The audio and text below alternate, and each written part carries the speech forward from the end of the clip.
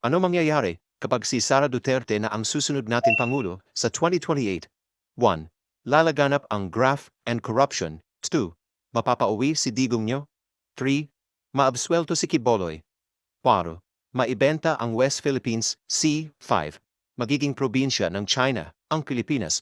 6. Magkakaroon ng tukhang double barrel. 7. Babagsak ang ekonomiya ng Pilipinas. 8.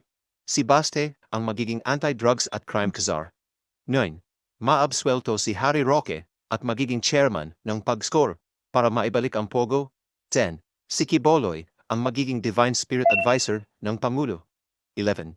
Babalik ang ROTC. 12. Si Maharlika ang magiging general manager PCSO. 13. Si Kitty Duterte magiging chairperson ng MTRCB.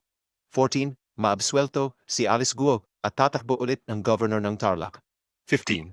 Si Banat by tagapagsalita ng Pangulo. 16.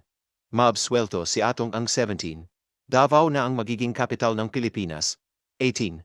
Magiging legal na ulit ang online isabong. 19. Magaganap na ang The Big One. 20. Maghihiganti sa mga Marcos.